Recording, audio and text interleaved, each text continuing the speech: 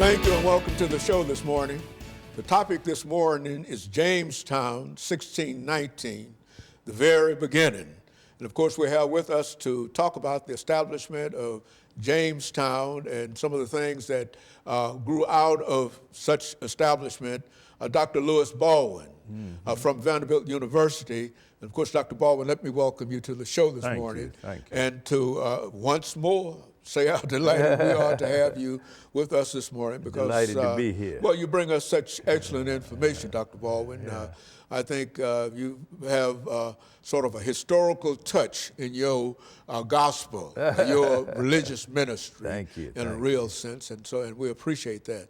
But today, what we'd like to do, Dr. Baldwin, is to talk about the very, very beginning of the African-American experience in North America, recognizing that Jamestown certainly is not the first establishment where Africans were found in the Americas, but we do know that Jamestown played a significant role in the establishment of slavery in the American colonies, what would eventually be known as the American colonies, and so we look at that as the very, very beginning. Exactly. And so what we'll do, Dr. Baldwin, is to have you to give us some information in reference to your background, your education, and some of your experiences, and then we'll have an opportunity, even during that segment, to start talking about the establishment of Jamestown and what it meant from 1619 to 2019, celebrating in a real sense almost 400 years of the black presence in North America. That's right. Okay, very good. Well, I grew up in Camden, Alabama, Wilcox County, Alabama, as I'd said many times before. I studied in the public school system in Wilcox County or Camden, Alabama. Graduated from Camden Academy High School in 1967. From there to Talladega College in Talladega, Alabama. I was there from 1967 to 71. Graduated with a BA in history. From there to Crozer Theological Seminary in Rochester, New York, where I received the MA in 1973 and the MDiv, Master of Divinity, in 1975. And of course, I left Crozer in 1975, began my PhD studies at Northwestern University. And of course, I completed the PhD in 1980. From that point, of course, I taught at Worcester College in Ohio. From there to Colgate University in New York. And of course, in the fall of 1984, I took a position at Vanderbilt University, professor of religious studies, and I was at Vanderbilt from 1984 to my retirement in 2013. And have produced how many books, Dr. Baldwin? Well, I've authored 6 books on Dr. King and co-authored a couple and co-edited a couple of books on Dr. King and also edited a couple of volumes for a total of 14 books. So most of my career as a scholar has been devoted to research and scholarship on Dr. King. You know, Dr. Baldwin, every time you come to us, I try to get that information from you because I think it's such an encouraging part of what we do here, to encourage folks to get out, read, research, write, become more knowledgeable in reference to the the American experience in a real sense. And I think we're going to talk about the African and the American experience today when we talk about the establishment of Jamestown. You certainly can't separate them. Can't separate them, not at all, you see. And even though slavery would be established at Jamestown with the introduction of Africans, we do know that slaves were not indentured servants. Exactly. And of course, I think that now some historians use those terms, but I agree with you wholeheartedly. When Africans were introduced to America, they were viewed differently and treated differently. Exactly it. And you had de facto slavery before you had de jure slavery. That's right. Yeah. And so what we want to do today, after our first commercial break, is to allow you to talk about the establishment of Jamestown and some of the things things that were associated with that for the next 8 minutes, and then we'll have a 10-minute segment, and we'll be able to cover most of that information. But in the meantime, we'll just deal with Jamestown during the second segment, which is about 8 minutes, and then we'll have an opportunity to make some suggestions in reference to slavery, racism, and all of those other things during the last 10 minutes. That's right. And of course, we'll be back with our audience following this very, very short commercial break.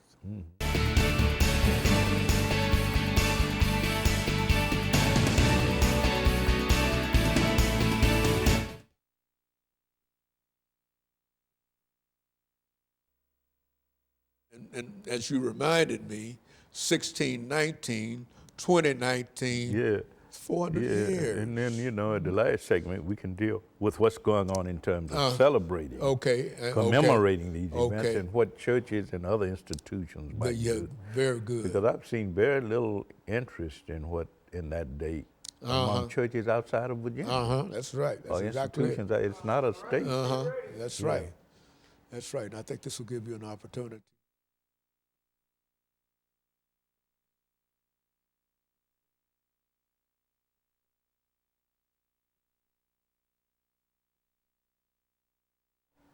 Thank you and welcome back to the second segment of the show for today. We're talking to Dr. Lewis Baldwin from Vanderbilt University, and he's given us some information in reference to the establishment of Jamestown in Virginia in 1619. Of course, Dr. Baldwin, I think that that is a very, very important date in terms of the introduction of Africans into North America. So let's talk about it from that perspective. Well, we know that in August of 1619, the first 20 Africans landed in Virginia in August 1619. And according to scholars like John Hope Franklin and Lerone Bennett, that was the beginnings, as you said, of the African presence in English North America. Very good. Exactly. So 1619 is an important date. It's actually a year before the Puritans landed in America, because as you well know, Lerone Bennett wrote this book before the Mayflower. That's and exactly he emphasizes the fact that African slaves were here before the Puritans. And we know that among those 20 Africans who landed in Jamestown in 1619 were the names Antony, Isabella, and Pedro. And we know that Isabella and Antony married, and they actually produced the first African born in the English colonies, a boy by the name of William Fuqua, they named him. So you have to go back to 1619, I think, in order to understand what happened subsequently, because you have the foundation of Black history in America. Black history begins there. In 1619 at Jamestown. And of course, we know that you have the development of slavery. By 1661, Virginia had established a kind of statutory recognition of slavery. It became legal.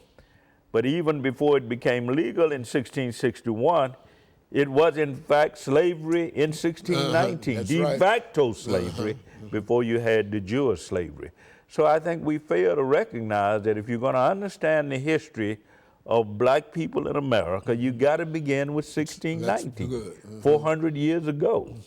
And August of this year will represent, as you well know, the 400th anniversary of Black presence in America. Very good. And that is information that a lot of folks might have known, but I think somewhere along the way we forgot that. Exactly. A lot of us, we've read scholars like Ivan Van Sertima, who argues that Blacks were here before Columbus. We know that Blacks came over in the 1400s. They were explorers. They accompanied the French and Spanish explorers. Some were with Columbus, the Italian explorer. But when you're going to talk about the establishment of slavery, or the establishment of Black presence in America, 1619 Jamestown is the place. Jamestown is the place that you got to look at. And 1619, August 1619, to be more specific, is the date. Talk about that, Dr. Baldwin. I mean, why is that date significant? And give some things in terms of your historical scholarship that will sort of bring all of that information together for people who might not be familiar with some of the things that we're talking about? I think it's important in so many ways. First of all, if you're going to understand the impact of black people on the development of America, you got to look at 1619, because that was the moment, I think, at which black people began to have this powerful and indelible influence on the history of America. So you're not just talking about black history, you're talking about American history. Also, from that point in 1619, there would always be a question about what does it mean to be American? What is democracy? So I would argue that at that very point, black people became the critical issue in American history, because when you had the enslavement of these 20 Africans, we have to remember that the Puritans and others who came over, they were in search of freedom. They were moving away from conditions in England and other parts of Europe where they were enslaved and they lacked freedom. So they came to America to experience freedom, to experiment in freedom. But Africans were forcibly brought here from a situation of freedom into a situation of enslavement. So I think you begin to have the question of what is America? How can we profess on the one hand to be a land of freedom while holding certain people in bondage? So I think with 1619, we have the beginnings of these kinds of questions about what does it mean to be America? How can we, on the one hand, reconcile our professions and our values of freedom with the enslavement of certain segments of the American population? So I think, again, that represented a moment, August 1619 represented a moment when blacks began to have this powerful and indelible influence, not only on America, but on what it means to be American, and what is the nature of our democratic values. How do we define our democratic values, our democratic institutions, our democratic traditions? And it was a long period that Africans were slaves from 1619 to 1865. Exactly, Now, exactly. That's a long that's time. a long period, you see. That's more than 200 years. But in order to understand the kind of institutionalized slavery that developed, 1619 is the date. You know, because at that point, not only were Africans enslaved, but you had the dehumanization of Africans. And you know, we came along with the Constitution and the 3/5 Compromise and the Dred Scott decision and all of this that occurred. You can't understand these developments apart from what occurred in 1619. That's right. And how do you count slaves? Exactly. You know, are they property? Are they individuals? Exactly. And so what we want to do, we'll make a property and individuals. Exactly. And we'll just call them 3/5 exactly. of an individual. So that speaks, I think, to the uniqueness of the 1619 event, because you not only had the establishment of institutionalized slavery in time, the beginnings of that, but you also had a process that led to the dehumanization of African people, and we are still dealing with the legacy of that today. Very good. And so what we'll do, Dr. Baldwin, we'll take our first commercial break. I think this is the end of this first segment, and then we'll have an opportunity to talk about some of the events in reference to the enslavement of the African during the second segment. And the third segment, we might be able to talk about what people are doing in order to recognize 1619, because we want to make it a very, very important day. And we'll be back with our audience following this very, very short commercial break.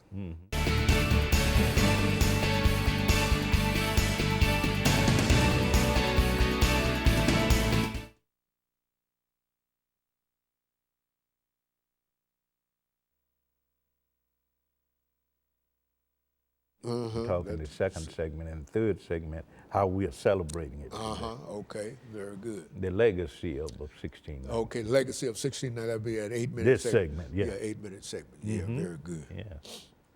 Yeah, that's going well. It's going well.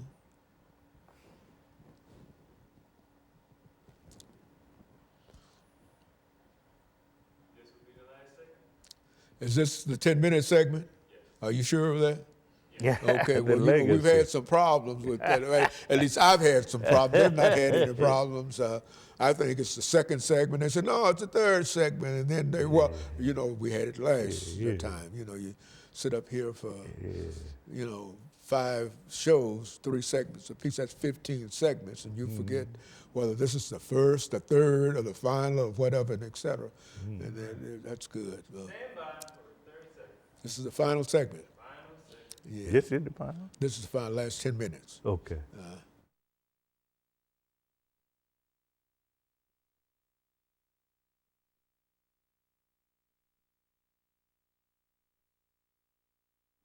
Thank you and welcome back to the final segment of the show for today. We're talking to Dr. Lewis Baldwin, and he's giving us some information in reference to the establishment of Jamestown, Virginia in 1619. Of course, Dr. Baldwin, I think you've already laid out a very, very good pattern in reference to that. Let's continue that. Okay, we can talk about the legacy of 1619. You don't hear a lot about that. When you speak of racism, of course, that's part of the legacy in the form of white supremacy, especially. You can talk about racial polarization because that's part of the legacy of 1619. You can talk about established class distinctions, poverty, because I think, you know, poor people came from Europe to America in the 1600s, but you can't talk about the rigid class distinctions and the separation between rich and poor without also looking at 1619. Jamestown. Because scholars like Eugene Genovese talks about slavery as an institution based on class, and of course 1619 I think illustrates that as well. We also talk about nativism and xenophobia in this country Good. today. All right. We talk about those, but we don't realize that Africans were among the first immigrants, and there were many Americans from Europe who didn't want them here, who felt that they were not born here, they were not a part of the culture, not a part of the establishment of the nation. So nativism and xenophobia, which is of course fear of foreigners, victimized Africans. The first Africans were victimized by that, beginning with Jamestown, of course. And also you have to take into account anti-immigrant sensibilities. We hear a lot about that today. Talk against the immigrants, Muslims and immigrants from black and brown countries.